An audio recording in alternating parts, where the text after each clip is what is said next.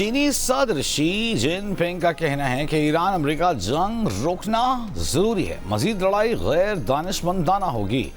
روس اور چین کو یک طرفہ غنڈہ گردی اور تاریخ پلٹانے والے اقدامات کی مخالفت کرنی چاہیے۔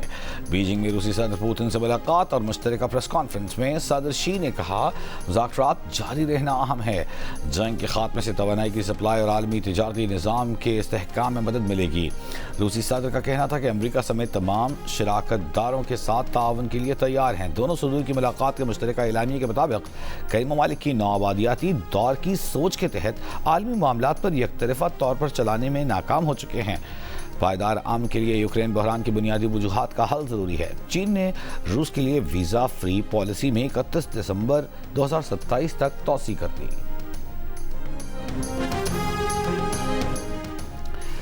وزیر داخلہ محسن نقوی ایک بار پھر تہران پہنچ گئے۔ ایرانی خبر ایجنسی کے مطابق محسن نقوی ایرانی حکام سے ملاقاتیں کریں گے۔ گزشتہ ہفتے بھی محسن نقوی نے ایران کا دورہ کیا تھا، جس میں ان کی ایرانی وزیر خارجہ، وزیر داخلہ سمیت دیگر اعلیٰ حکام سے ملاقاتیں ہوئی تھیں۔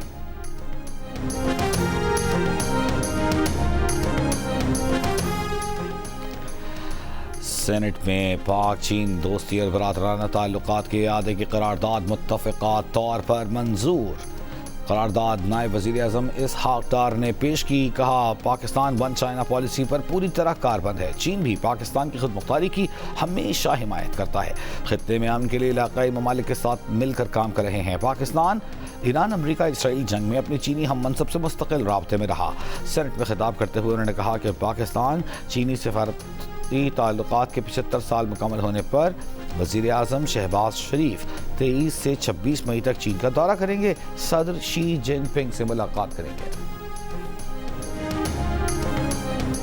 چین میں ایرانی سفیر عبدالرضا رحمانی فضلی کا کہنا ہے کہ ایران امریکہ تعلقات پیچیدہ معاملہ ہے، پھر بھی چین نے اسلام آباد کے ثالثی عمل میں اہم کردار ادا کیا۔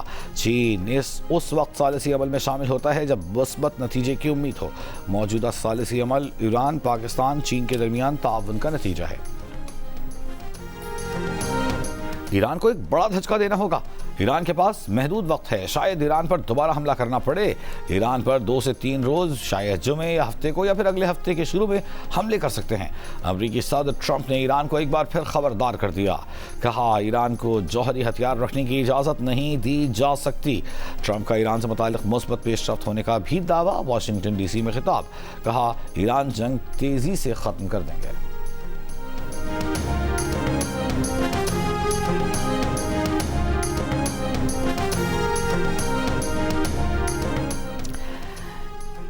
ایران کے خلاف جنگ دوبارہ شروع ہوئی تو یہ خطے سے باہر تک پھیلے گی۔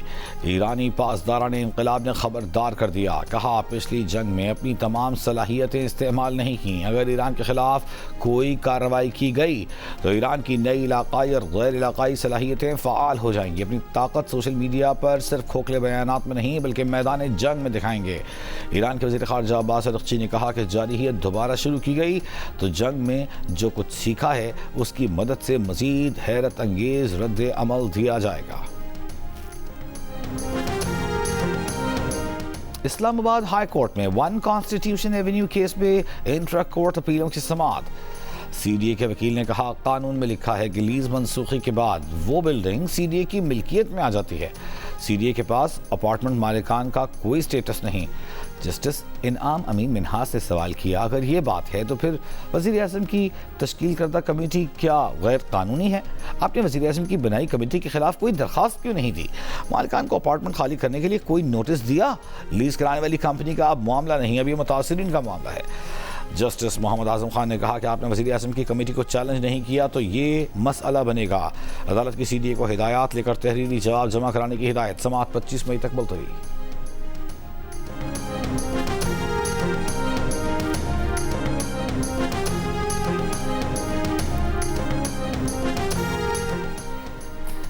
پی ٹی آئی کے سیکرٹری جنرل سلمان اکرم راجہ کا کہنا ہے کہ چیف جسٹس پاکستان جسٹس یحییٰ آفریدی کے ساتھ سپریم کورٹ میں ملاقات ہوئی ہے۔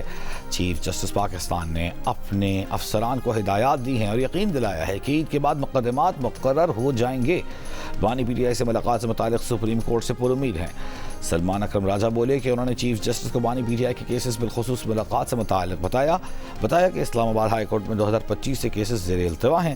بانی پی ٹی آئی کی بہنوں کی اپیل سے متعلق بھی بتایا کہ انہیں سنا جا رہا ہے.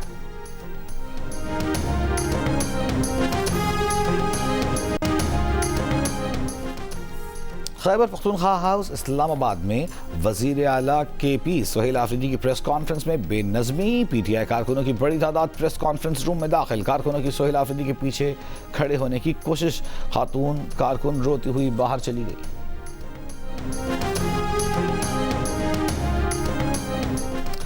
جیکب آباد میں پسند کی شادی پر گھروں کو آگ لگانے کے بعد متاثرہ خاندان در بدر. خواتین رشتہ داروں کے گھر رہنے پر مجبور. مرد درختوں کے نیچے موجود اپنی مدداب کے تحت گزر بسر کر رہے ہیں. گاؤں صدیق آرائی میں مکانات جلانے کے کیس میں انسداد دہشت گردی. عدالت نے شکارپور سے گرفتار مزید 5 ملزمان کا 5 روزہ جسمانی ریمانڈ دے دیا. مدعی کی سیشن کورٹ جیکب آباد میں دونوں برادریوں کے سرداروں کو شامل تفتیش کرنے کی درخواست. سردار احمد علی چنا، سردار صدام حسین برڑو عدالت میں پیش. مزید سماعت 3 جون تک ملتوی. میرپور خاص سے اغوا اور بازیاب. تینوں لڑکیاں انسداد دہشت گردی عدالت میں پیش. بیانات کے بعد عدالت نے لڑکیوں کو ورثاء کے حوالے کرنے کا حکم دے دیا. گرفتار ASI سمیت 2 ملزمان 5 روزہ ریمانڈ پر پولیس کے حوالے. مسلح افراد نے 17 مئی کو گاؤں ابو بکر جنیجو میں رشتے کے تنازع پر 3 لڑکیوں کو اغوا کر لیا تھا. کراچی میں sea view hit and run case میں ڈی آئی جی ساؤتھ کا ایڈیشنل آئی جی کراچی کو خط. کہا ملزم بلوچستان فرار ہو گیا ہے. پولیس ٹیم نصیر آباد، کوئٹہ، جعفر آباد، لسبیلا اور بولان بھیجنے کی اجازت دی جائے. پولیس حکام کا کہنا ہے کہ مختلف شواہد سے ملزم نعمان علی کو جلد گرفتار کر لیا جائے گا.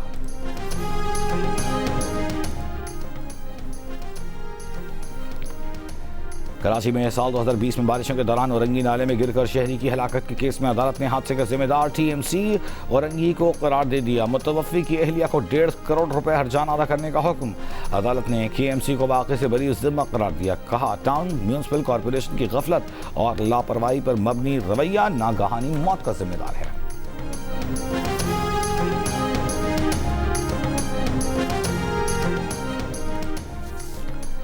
چیلاس میں شاہراہ قراقرم لینڈ سلائیڈنگ اور سیلابی صورتحال سے متعدد مقامات پر بند. سینکڑوں مسافر اور مال بردار گاڑیاں پھنس گئیں. بارش اور لینڈ سلائیڈنگ کے باعث بحالی کا کام شروع نہ ہو سکا. ضلع استور میں کئی روز سے وقفے سے بارش کا سلسلہ جاری.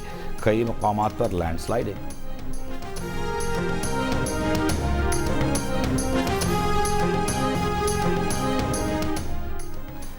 اور بنگلہ دیش نے پاکستان کو سلہٹ ٹیسٹ میں 78 رن سے ہرا کر سیریز میں کلین سویپ کر لیا. 437 رنز کے ہدف کے تعاقب میں پاکستان ٹیم 358 رنز بنا کر آؤٹ. محمد رضوان نے سب سے زیادہ 94 رنز بنائے. شان مسعود اور سلمان علی آغا 71 رنز کے ساتھ نمایاں رہے. بنگلہ دیش کے تیج الاسلام نے دوسری اننگز میں 6 اور ٹیسٹ میں 9 وکٹیں حاصل کیں. بنگلہ دیش نے مسلسل دوسری مرتبہ پاکستان کے خلاف سیریز میں کلین سویپ کیا.